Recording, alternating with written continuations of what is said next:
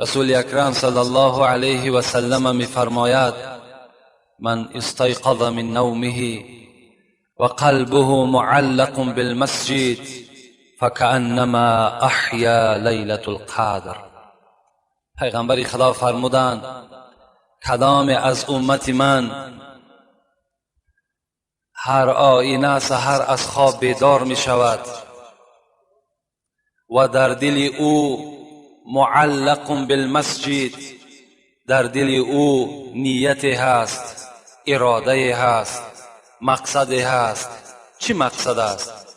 این که امروز من نمازهای خود را در مسجد ادا میکنم.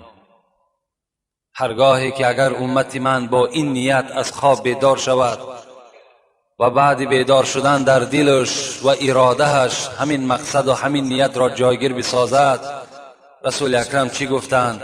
هدیه اینه، مکافات آن کسی که سحر با مقصد در مسجد نماز با جماعت خواندن یا 5 وقت نماز همان روزه را در مسجد ادا کردن، رسول الله هدیهش گفتند که فکأنما احیا لیلة القدر، همچنان است که با این نیت نیکش ثوابش ثواب همان عبادت شب قدر را نائل می‌گردد. لیلة القدر خیر من 1000 شهر. خدا در قرآن میگوید شب قدر عبادتش به چی برابر است؟ یک شب عبادت شب قدر به 1000 ماه در راه خدا عبادت کردن انسان نائل می‌گردد. یک نیت سحر که شما به نیت مسجد در جاگه خواب خود یا بیرون از جاگه خواب خود نیت میکنید، خداوند 1000 ماه عبادت را در نامه اعمال هر کدام شما کتابت میکند. خوش به حال آن برادرانی که در مسجدهایی که در محله و شهرهای خود دارند با این مقصد سحر بیدار میشوند، طهارت میکنند، از نماز جماعت بامداد سر کرده تا خفتن نمازهای 5 وقته را در مسجد ادا میکنند. بعد این چی میشود؟ بعد این خداوند بر این ثواب و بر این مکافات بنده را نائل میگرداند. رسول اکرم میگوید حب المسجد من الایمان، دوست داشتن مسجد این چه است؟ نشانه ایمانداری انسان است. انسان ایماندار مسجد را دوست می‌دارد. رسول الله حدیث های بی نهایت زیاده در باب محبت بر مسجد و آمدن ما و شما به سوی مسجد، بی نهایت حدیث های زیاده از رسول اکرم روایت شده است. در دیگر حدیث میگوید پیغمبر اذا خرج المؤمن من المسجد نادى ملك من السماء، وقتی که بنده مؤمن از مسجد بیرون می شود، یعنی بعد آنی که نماز ادا میکنیم، نماز که تمام شد ما و شما از مسجد که بیرون می شویم، نادى ملك من السماء، از آسمان یک ملائکه فریاد می زده است. چی گونه فریاد می زده است؟ افسوس که اون فریاد ملائکه ما و شما نمیشنویم. وای می گفته است استأنف العمل، ملائک می گفته است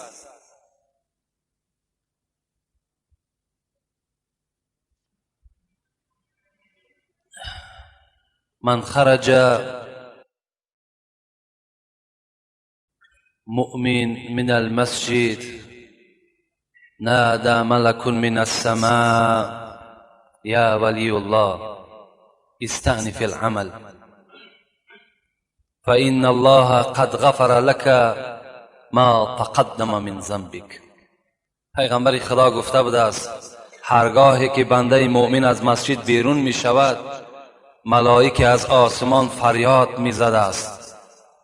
چی می گفته است؟ می گفته است ای مؤمن، ای ولی الله، ای دوست خدا، استأنف العمل، همین برآمدگیت از مسجد بار آخر برای تو نشود، بلکه کاری کن که دائم آمدن تو به مسجد دائم و دائم باشد. زیرا که هرگاهی که تو در مسجد داخل میشه و از مسجد بیرون میشه، به تحقیق خداوند گناههای تو را همگیش مغفرت میکند. که ام ولدته امو، مثل مادری که فرزند تولد میکند که هیچ گناهی در اون نیست، مثل همون ما و شما در حالت داخل شدن مسجد و از مسجد بیرون شدن این مکافات نائل میشویم. البته از این حدیث ها ما و شما باید به این مقصد بیاییم که اولا محبت مسجد در دل همه ما و شما باشد، چگونه ای که در تعمیر خانه های خود و در بهتر کردن خانه های خود کوشش میکنیم، در کدام مسجدهایی که ما و شما محله هایی که زندگی میکنیم باید در آبادانی مسجد خودمان هر کدامان یک سهم معینی داشته باشیم و باید فکر مسجدها، آباد کردن مسجدها چه از صرف کردن مساله ساختمانیش باشد چه از عبادتش باشد باید که ما و شما البته قفامانی نداشته باشیم. خدا در سوره توبه به ما و شما چی میگوید؟ انما یعمر مساجد الله من آمن بالله و بالیوم الاخر و اقام الصلاة و آتوا الزکات ولم یخش الا الله فعسى اولئک یکونوا من المهتدین. در سوره توبه در آیت از 18 این سوره چی میگوید؟ خداوند میگوید با درستی این که مسجدهای ما را، خانه های ما را که ها آباد میکنند؟ کسانی که ایمانی بر خدا دارند، ایمانی بر روز قیامت دارند، ایمانی بر پیغمبر دارند. اینها کیا هستند؟ کسانی هستند که آباد کننده این مسجد هستند. خداوند در دوامش گفت ولم یخش الا الله، و اینها کسانی هستند که از کسی نمیترسند بجز از خدا. فعسى اولئک یکونوا من المهتدین. اگرچند که عسى در معناش به معنای رجا میاد، امید میآید، لکن ابن کثیر میگوید در هر جای قرآن که معنای عسى آمد این به معنای وجوب است، یعنی البته به البته کسانی که آباد کننده مسجد هستند خداوند اینها را در روز قیامت نجات میدهد. خوش به حال اون برادرانی که امروز در نمازهای جماعت و یا در عمارتهای مسجد کار میکنند، سهم خودشان نگذاشتگی هستند. یک محجون گفتگی یک زن سیاه‌پوستی بود، میگه در دوره های رسول اکرم و دائم کار این مادرمان رفتن همون مسجد بود، خس و خاشاک مسجد از مسجد بیرون میکرد. روز از روزها میگه رسول اکرم به قبرستان گذر کردند و با بین همون قبرستان نگاه کردن که یک تازه قبر دیدن، یک قبر نو. گفتن که یاران من این قبر کی هست؟ گفتن این قبر محجون است. گفت همان کسی که مسجد ما و شما را میرفت تازه میکرد. گفتم بله. گفتم برای چی در جنازه اون کس ما را دعوت نکردین؟ صحابه گفتن پیغمبر خدا روز گرم بود و ما نخواستیم که شما را آزار دهیم و در این روزهای سخت و گرمی شما را بیرون از خاندان کنیم. از این خاطر ما خود تکفین و تجهیز این مادر را بجا آوردیم و در بهترین صورت او را بر قبرستان برده گراندیم.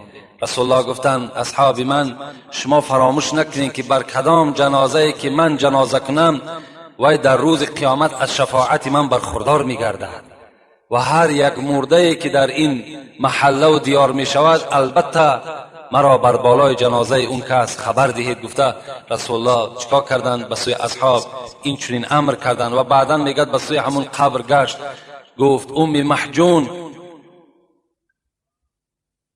آیا کدام کار دنیایی برای تو در قبر فایده آور شد؟ رسول اکرم صدا را میشنیدند و داخل قبر را میدیدند. میگه مدت ایستاد، اصحاب میگه که رسول اکرم هم سکوت کردن. بعد مدت به سوی من گشت گفت مادرمان محجون به سوی ما ندا کرد که مسجد می رفتم، مسجد تازه می کردم، دائم در آبادی مسجد بودم و همین سبب شد که من از فتنه های قبر نجات یافتم. و رسول اکرم گفتند خوش به حال اون بنده ای که در آبادانی مسجد سعی و کوشش دارد. در این باب البته گپ‌های زیاد در فضیلت مسجد موجود است و ما هم نو الحمدلله که این مسجد هفته گذشته اگرچه در چشم شما میرسد نمیرسد، خیلی خراجات زیاد و خیلی یک 4 روز یا 5 روز در این داخل کار کردن، خراجات های زیاد کردن و این تعمیر دیوال ها هم از قسم بیرون از نو شد، سفید کرده شد، درها همه رنگ کرده شد و دیگر بعضی کارهای دیگر هم البته هست، انشاءالله از فردا با سر میکنن. خدا خواسته باشد باز در نیت برای آبادانی در پهلوهای مسجد برای بهبود کردنش هم نیت ها هست. لیکن برادرها در اینجا یک قسم برادرها خراجات ها کردن، انشاءالله در حدشان دعا میکنیم، بعدا موضوع شروع میکنیم. برادر اکای جمشیدمان 60 سامانی، حاجی خالوف که البته خدمت اولشان نیست، چندین بارها باز هم گفته و ناگفته 1150 سامانی. برادرمان شیرعلی 2 قطی ایمولسیا دادن، محب الله 50 پیاله و 2 قطی لک دادن، حاجی تورعلی 130 سامانی دادن، حاجی طلبیشا 50 سامانی دادن، برادرمان آدینشا 50 سامانی دادن، شریف خان 20 سامانی داد، حاکم برادرمان 25 سامانی دادن. و اینجا برادرها خدمت کردن، یاردمچی ها در استامان اکای فیضلی که خیلی اونم خدمتش در همین مسجد زیاد است، با همراه اکای داستی و خلاوری همین مسجد، فرزندای اکای داستی و دیگر برادرها در اینجا سعی و کوشش زیاد کردن، یعنی خدمت جانی هم کردن اگرچه پولی هم نکرده باشند. و یک برادر میگه در بازار در یک چاینی که برای همین مسجد خریدن و خدمت ها در آوردن این مصالح ها کردن. خدایا این همگی را عمر دراز و تن صحت و خاطر جمع خدا نصیبشان بگردانی. و خدای مهربان چگونه که رسول اکرم گفتند من بنا مسجدا لله بنا الله قصرا فی الجنه، حدیث ترمذی است. پیغمبر خدا گفت کسی که در مسجد، کسی در دنیا از برای خدا مسجد را آباد میکند یا سم برای مسجد روانه میکند، خداوند قصر در جنت برای او بنا میکند. خدایا برای این برادرانی که خیر احسان کردند، خراجات ها کردند، بهترین قصرها را خدایا برای اینها بنا بسازی و عمر دراز و تن صحت خدا نصیب روزیشان بگرداند. آمین و رب العالمین. باز از شما خواهش میکنم که در کدام مسجدی که نباشد سهم خطا بگذارین. انشاءالله این حسرت نیست، پشیمانی نیست. که حضرت ابو هریره میگوید پیغمبر خدا گفتند الصلاة الى الصلاة، الجموعة الى الجموعة، الرمضان الى الرمضان، مكفرات ما بينهن اذا اجتنبت الكبائر. پیغمبر خدا گفته بوده است که از یک نماز تا نماز دیگر، از یک جمعه تا جمعه دیگر، از یک رمضان تا رمضان دیگر کفارت گناهان امت من است.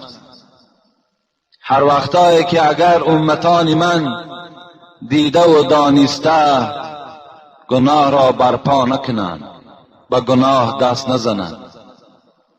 از این خاطر الحمدلله که سالی گذشته ما و شما در این روزهای مبارک، در این ماه با یکدیگر در این مسجد صحبت ها داشتیم و امروز باز حیات ما و شما بعد گذشتن یک سال دیگر باز به این ما و شما را روبرو گردانید. و الحمدلله که بین این رمضان تا این رمضان حبیب خدا میگوید که کفارت گناهان امت من است. از این خاطر با یک جایه دعا کنیم، زیرا پیغمبر خدا میگوید من صام رمضان ایمانا و احتسابا غفر له ما تقدم من ذنبه.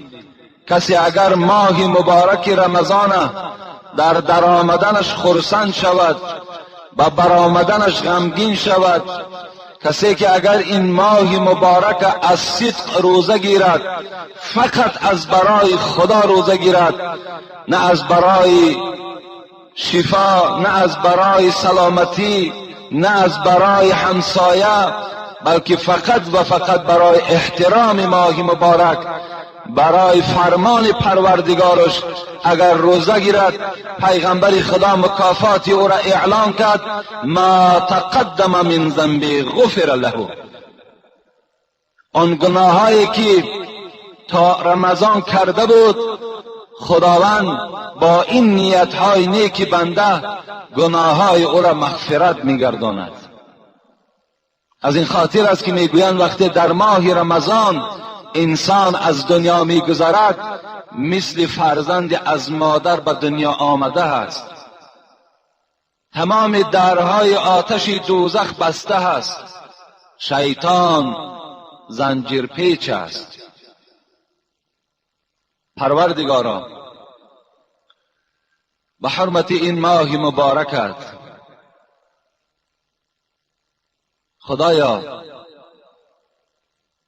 هر قدم هایی که به سوی خانه تو نهادیم در هر قدم در نامه اعمالمان خدایا حسنات کتابت بفرمایی و خدایا آن گناهانی که از ما در مدت این 1 سال به وجود آمد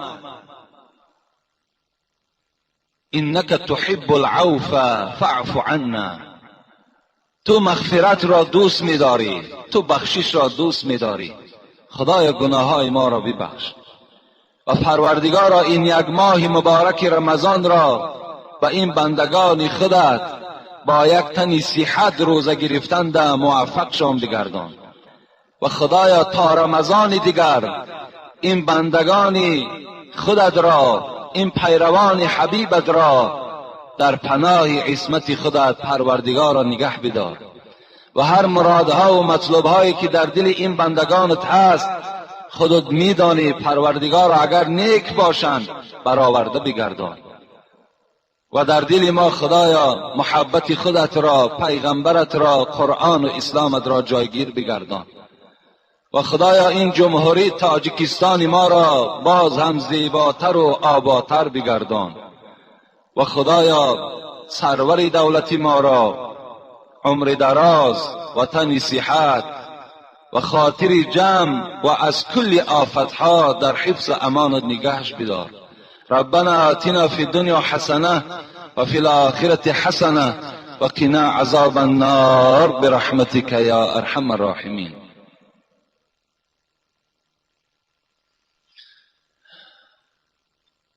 شما را پدرای عزیز، دادرهای مهربان، برادرای مهربان به این ماه مبارک رمضان تبریک و تهنیت میگویم.